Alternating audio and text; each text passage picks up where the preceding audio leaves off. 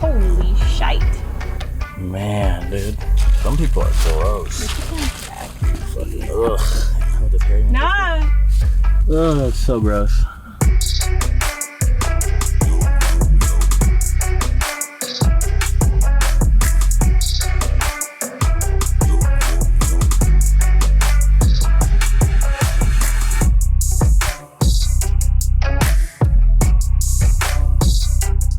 I've seen a lot of cars in my years, and I'm telling you right now, this has got to be the dirtiest one I have ever worked on. This 2004 Nissan Pathfinder has undoubtedly never been cleaned in its 19 years of service. From hornet's nests to roaches to all kinds of just disgusting stuff. We finished vacuuming and taken up a lot of that surface crud, but as you can see, these stains are extremely dark. Our chances at salvaging this carpet are extremely low, but to give us the absolute best chance, we're going to use some Chemical Guys Fabric Clean. I prefer the foaming citrus, and let me tell you, it smells great, doesn't taste as well. Then I grab one of my little Amazon sprayers, they're cheap and fantastic, and I dilute the Fabric Clean 8:1. Then I pair that up with a drill with a brush attachment, which is going to give us the best chance at lifting these nasty embedded stains.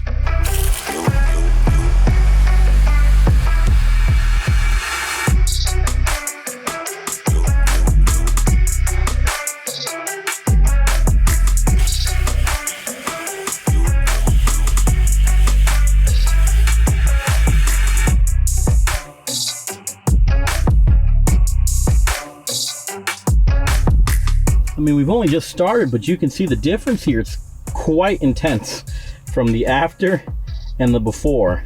Still has a long way to go, and a lot of these look like they're very deeply set. So we might not be able to salvage this, but we're gonna try our best. We'll do a couple passes, but that's a big difference from there to there. I want you to see this real quick. That used to be water. It looks blacker than coffee. You're gonna have to do it again.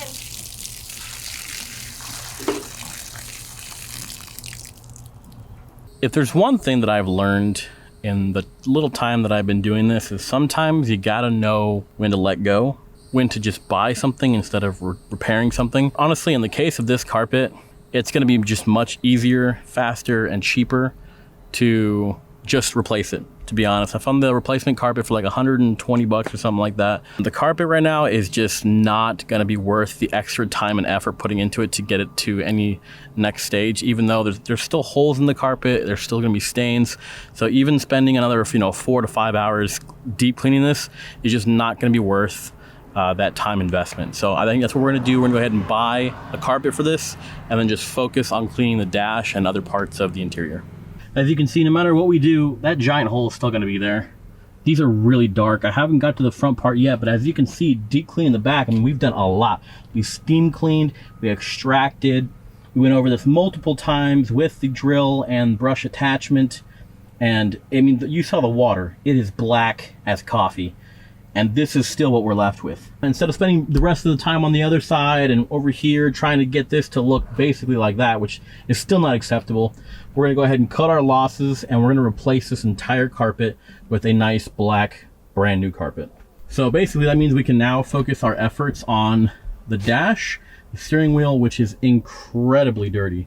This thing is just awful. So hopefully we can recover this, and this dash, or the center console here, that is pretty bad. So very, very, very dirty and nasty. Hopefully we can replace this knob and maybe find a replacement for this. If not, maybe give a shot at recovering it with something. I think the first step here is going to be just cleaning this down with some soapy water and seeing how that looks, and see if we need to go a little bit deeper and more intense. I think we can bring this back to life.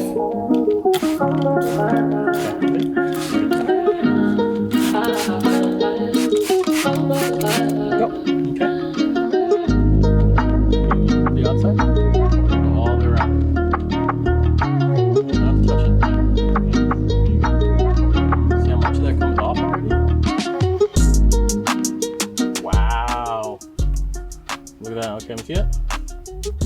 Show the camera. Let go. Look at that. Disgusting.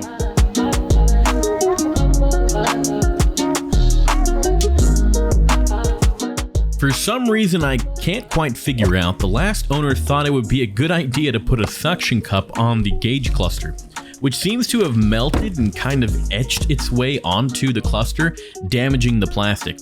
The only way we're going to be able to get this off is if we can maybe sand it down and then compound and polish this to hopefully restore that OEM look.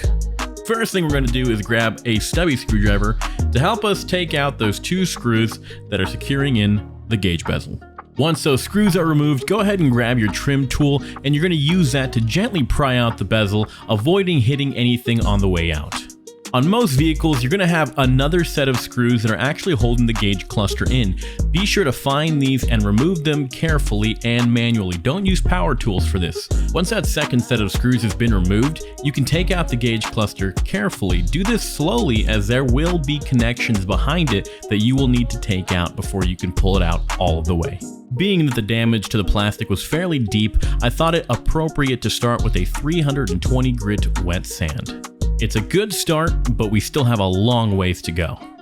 After what felt like an eternity of sanding with 320 grit, we finally have a nice flat surface that we can now start upgrading the grits of sand to make it finer and finer so we can get back to that smooth, glossy surface. And after hitting it with 600, 800, and 1000 grit sandpaper, this is what we came out with. We then go ahead and finish that up with some compound and polish from Meguiar's.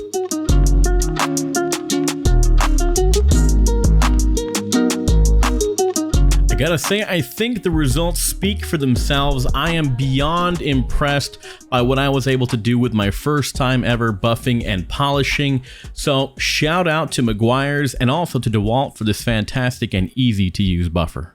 If you've made it this far, thank you so much for sticking around and watching, and thank you for the patience. I know these videos have kind of been all over the place.